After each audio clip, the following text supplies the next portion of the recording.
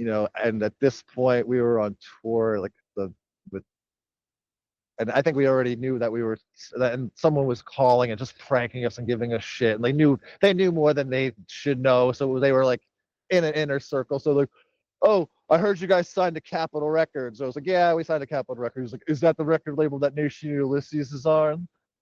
And I was like, oh, that's funny. I see you're really witty. It was like really witty, like, and I really think that was really a funny thing. It's like, I get it, like the Washington D.C. capital, like, yeah, okay. But yeah, so I think, yeah, hardcore definitely put, a thinking cap on me and on us for sure. Do you have any now regrets about not signing, or like we talked about earlier, do you sort of look at, hey, things kind of have worked out the way that they were meant to be, and that's sort of life? Yeah, I mean, I'm a little bit of both. I do have. I mean, it's like, it's hard not to be like, oh, what if, like, who would have we made that second album with, or like, and that's like not like, like, oh, would we have sold millions of records? Like, that's never it. I always think about just about like what the next steps would have been. Like, oh, we like, how would have that Japanese tour that we had booked, like, happen, or how, like, what would have happened if we went to, like, Australia in 1998, like, things like that. Like, but like, I don't regret any of it. Like, it's like, it's incredible, like, just to know that I was a part of something like that, and it's like had its opportunities that it's had. It was just like crazy. I mean, I always, even back then, I would even say, like living in the East Village, and you'd walk down Avenue A and you'd see like 5 or 6, dudes with like their gig bag, and they're walking down the street, and I was like, none of them played at Brownies or CDs, and like I got to play both of, like, it's like things like, and I still think that when I see dudes with like guitars, and it's like, not like I'm like better, like, but it's like the opportunities are so few and far between. So like, when they're there, you have to kind of like, Well, really that appreciate, actually, it. well, and a lot of those people that you're talking about, the people that you see, a lot of musicians, they'll never get to put a record out. They'll Yeah, never get to be courted by major labels, or, as in the case of Texas, like, you guys, this is just the way that it looks to me. You guys have had opportunities this whole time that you guys can kind of pick and choose if you want to do them or not. And there are musicians that have been playing and playing and playing that will never be able to have that. So it's like everything worked out to like keep Texas this special thing, in my opinion. That's sort of the way that I don't disagree with, like, really the sentiment of what you said, but yeah, I think we broke up at a point when it was like, oh, what happened, and then somehow throughout the times, people have been interested enough to keep this little ripple of don't go away. And and then Chris came back from playing with Super Touch, at the first Rev 25 thing, and was like, I had so much fun. Texas should do this, like, like, how we should, figure this out, and like, and we did it, and we had fun, and like, and then that kind of led to,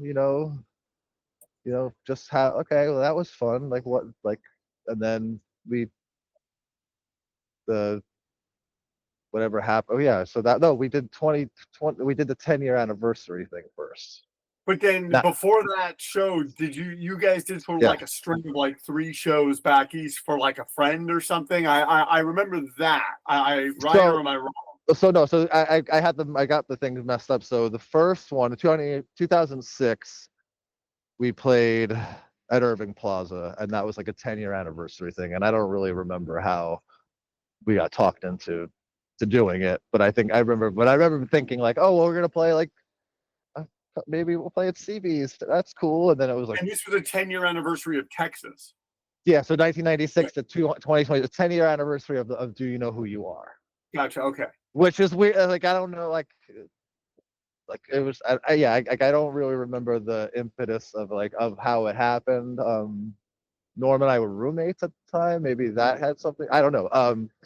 But it was something that we weren't really like talking about. Oh, we got to do this thing. We were waiting for 10 years to get this thing. It just kind of happened. And then actually 2012 was the 25 anniversary of Rev thing, and then we kind of like we had some songs that we played when we were on tour that were going to be on the next record. So and then we went back and recorded with Jay, and we kind of had this we had this little resurgence, and we did a tour. We called it The Last Waltz, and we kind of assumed that hey, we're not gonna do this ever again. This is kind of like let's Oh do yeah, it I again. was there, dude. I was at the show in LA. It was great seeing you, even though we didn't see each other. It was great seeing you. Oh yeah, come on. And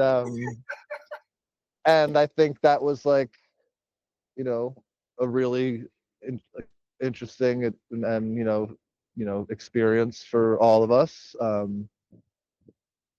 Not really knowing what to expect for a band that hasn't been a band for many years, and really no honestly, no. It's so funny that you say that, because it's this is what I'm enjoying about this interview.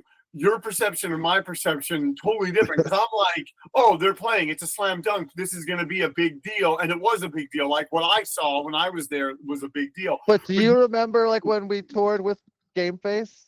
Where we played at a furniture store foyer. We played at a taco shop. We played at someone's backyard. We played on the top of a skate ramp in a skate park in some small town. We played in a school room. So to say hey, you're playing at the Fonda. Yeah. And then you go on your phone and go, and then you look at what we're playing. Wait, these Interpol plays at the Fonda. They sell millions of records. I don't know. Just look at it in there. We played.